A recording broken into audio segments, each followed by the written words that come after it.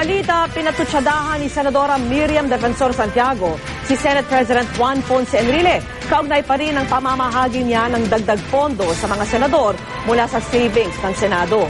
Git naman ni Enrile, wala raw siyang anumang nilabag sa saligang batas.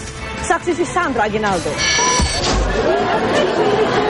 Lecture tungkol sa charter change ang sadya ni Senadora Miriam Defensor Santiago nang magtungo sa Centro Escolar University kanina. At gaya ng dati, may baon siya mga patok na hirit sa mga kabataan. Sa mga kalaban ko sa politika, ang sabi ko sa kanila ay ganito, siguro feel-am ka. Kasi feelingera ka na, ambisyosa ka pa.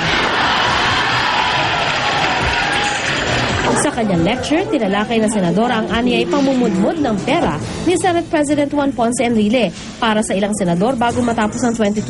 Yung pera na yon galing sa kaban ng bayan, 1.6 million bawat senador. Meaning to say, mga panggastos opisina. Ngayon, katapusan na ng taon, bakit mo ibibigyan? Meron pang dagdag, 250,000 bawat senador, pati na ako niyan. Na personal gift ng Senate President. Bakit personal na pera niya ba yun? Hindi. Kinuha niya sa savings niya. As Senate President, pera rin ng taong bayan.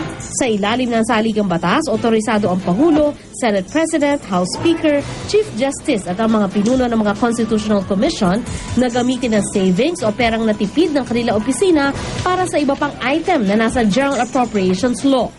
Sabi ni Enrile, ang ipinamahagi raw niyang 1.6 million pesos sa ilang senador ay para sa MOOE o Maintenance and Other Operating Expenses.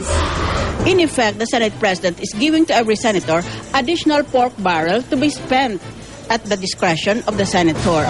Hirit tuloy na senadora, baka nagpapalakas daw si Enrile sa mga kasamahan. May mga usap-usapang papalitan na si Enrile bilang Senate President. Una nang itinanggi ni Enrile na suhol ang kanyang ibinigay sa mga kapwa-senador. Wala rin daw siyang nilabag sa saligang batas. I said repeatedly that this is a fund of the Senate and I'm just doing a duty to distribute it to the committees so that they can use it, the savings. All I can say is I'm sorry for her. She's really grasping on the legal straws to justify her inanity. Tinanong din si Enrile kung paano masisiguro na ang dagdag pondong ipinamigay sa mga senador ay nagamit ng tama. Alam kong ginagawa ko eh. Audit pa audit niya ako doon sa aking Senate opisina.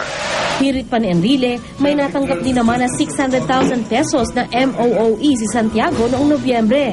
Hiwalay pa raw ito sa ibinigay niyang checking na kakalaga ng 250,000 pesos na galing daw sa savings ng kanyang opisina. Ang checking ito, isinauli ni Santiago. Sinuli nga niyo after she deposited it in her account, private account. Bakit niya dineposito sa kanyang private account? Pagkatapos, ibinalik niya sa akin by way of a private check of her or drawn on her private account. Banat naman ng senadora, huwag daw ilihis ang issue. Ang punto ko ay ganito.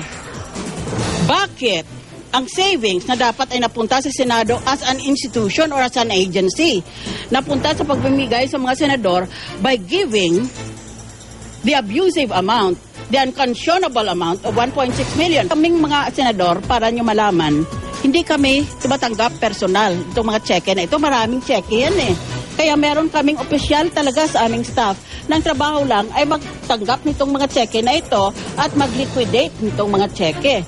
Nauna nang sinabi ng Commission on Audit na pag-aaralan nila ang isyong ito. Sandra Aguinaldo ang inyong saksi.